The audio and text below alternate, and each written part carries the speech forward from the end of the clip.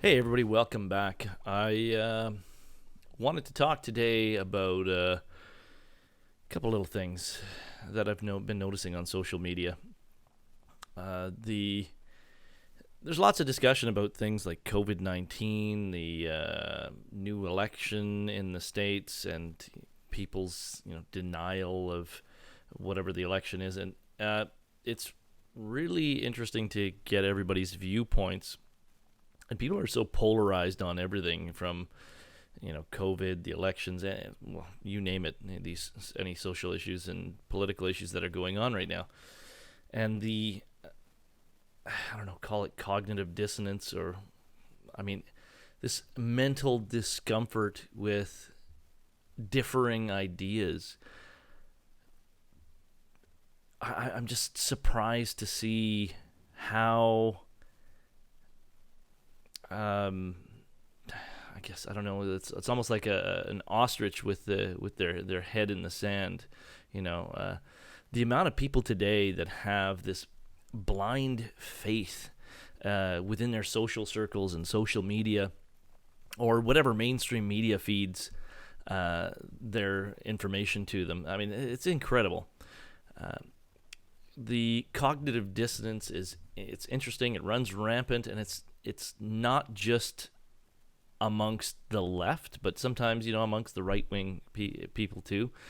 Um, we believe so strongly in an idea, and when we're presented with evidence that the world isn't as it seems because of information that we've been given before, uh, and now we believe it so strongly that when we're confronted with new evidence or just plain evidence where there wasn't any before, we just can't let go of our belief in that particular idea. And I mean, the COVID stuff is a good example of this, where I've been doing a little bit of trolling in social media, and it's amazing the level of argument that people will have over something when they have,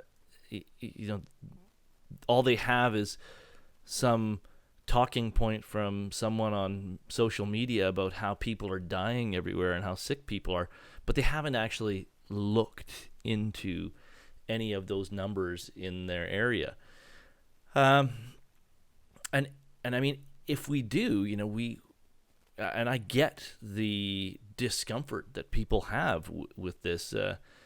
When we look hard at something and we examine both sides, we may be on the side that isn't necessarily the correct side. And sometimes, when we realize that we've been, believing or living a lie, that's a hard pill to swallow for most people. And your brain actually fights this idea. And that's kind of the whole concept behind it. And I'll give you a personal example from myself. So, 2016 election, I know a few people that I worked with, and when I was working, I had a hell of a time. And for me, it was kind of a bit of a joke. I was at that time in 2016 a little more left leaning, and I had a bunch of folks in the oil and gas industry that were nonstop, telling me about how Trump's gonna win and this kind. And I took that as a big joke and an opportunity to kind of, poke and prod them, and tell them that Hillary was gonna win and this sort of thing. And honestly, I didn't have a dog in the race, so what did I care? I mean, it didn't make a difference to me whether Trump won or Hillary won, and I just thought it was no big deal. And later, after Trump won, I still kept making jokes about what the media was saying about how he was going to get arrested or impeached or thrown out. And these guys were going off. And finally, I kind of decided to take a little bit of a closer look at it. And I talked to some of my friends down in the States. And I started realizing that, a lot of the stuff floating around on social media and in the mainstream media, the Trump videos and some of the allegations, there was no actual evidence behind any of it. And when you go to look, there was just a bunch of assumptions based on really nothing. And then I got to thinking, well, why don't I just look at things from the other side? And I started listening to some of these other guys, like, the Ben Shapiros and, Steven Crowders and those sorts. And I started listening to a little bit more right side, right wing information. And I was MSNBC, CBS, all that, was as part of my regular feed. And I still listen to that. I think it's important to listen to both sides. But what I found was the right, as opposed to the left, had facts. They had figures. They had numbers to back up and support their ideas. And really, on the left side, it was just a bunch of emotions and feelings. I feel this or I feel that. And there was actually no numbers to support that. And I think that's what's going on with a lot of people today as well, is that we feel afraid. There's a lot of fear over COVID, and the media has been really pumping that up in any way that they can. With talking about the numbers and how many new cases, but most people don't really look into what that means, and that causes, because they haven't looked into it, because they haven't actually researched or done anything on their own. They're just listening to their social circles and their friends. That absence of actual facts and figures and numbers where they can actually wrap their brain around it and rationalize, how dangerous this really is, because you don't need to be a medical professional to have a look at the numbers and the death toll and go and do simple, basic high school math. I don't even think it's high school math, for that matter, and figure out where these numbers correlate. So that's a little bit of a personal story. Anyway, so after the 2016 election, I had a hard time until I, really just started looking at the other side and taking a thorough look at both sides of the debate and both sides of the argument. So my challenge to you guys today is, if you're on this side or that side, you're pro-mask, you're anti-mask, put your ideas aside about it. Look into the numbers. The numbers are available on the Alberta government websites through AHS, and not just here in Alberta, but look all across the country, because a lot of these facts and figures correlate. There's a lot of similarities between them. Have a look at some videos on YouTube, through social media, that challenge your particular perspective, and who knows, you might actually change your mind. So the next one, another thing that I found to be particularly the next topic I want to talk about, was the whole virtue signaling on social media. Wow. Where do I start? So I've been noticing a bit of a common theme and a disturbing trend. Virtue signaling in and of itself, I think, there's no better way to put it other than, virtue signaling, it's a coward's way of signaling to your friends, your social circles, that I'm on board, look at me, I think the same way you do.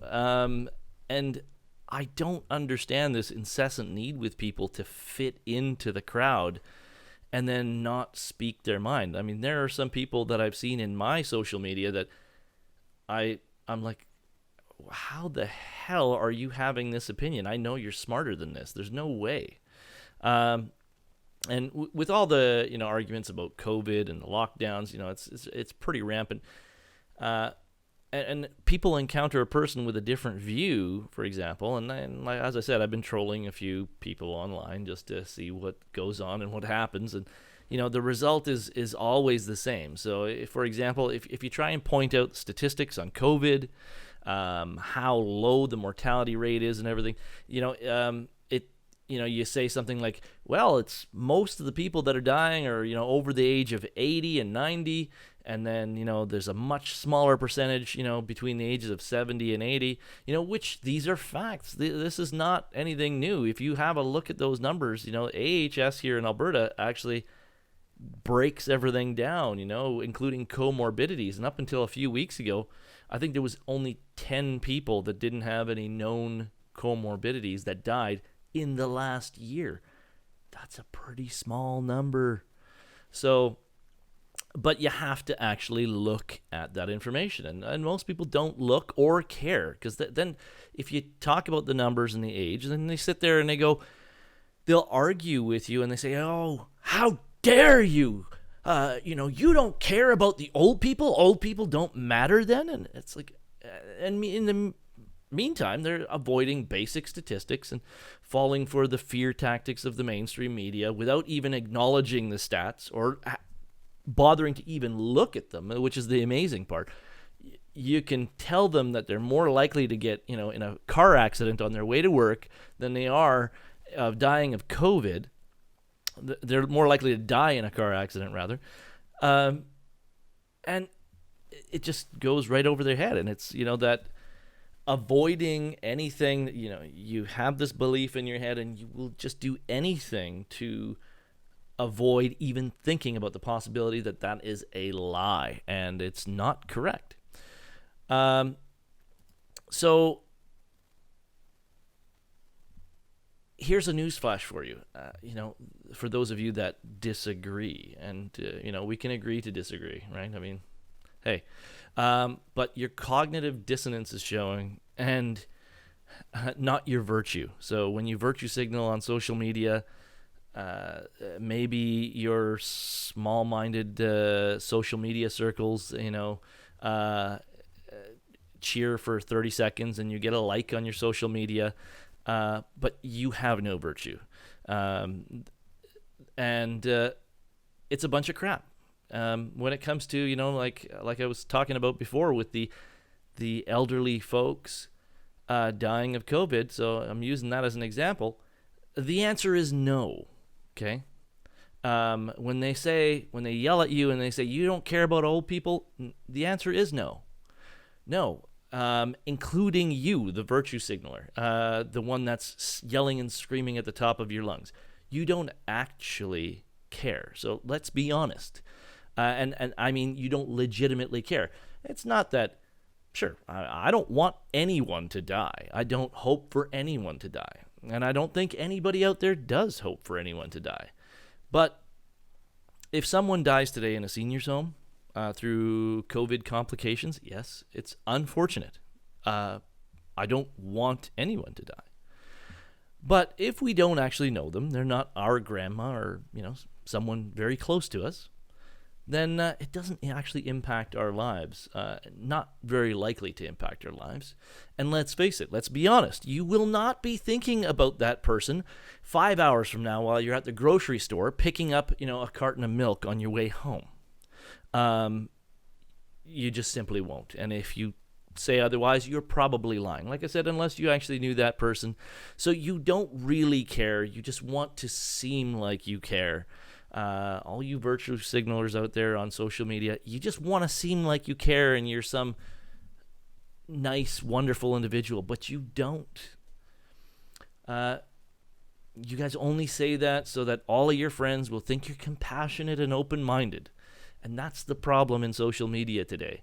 We all want to get that extra like, or we don't want to lose some followers.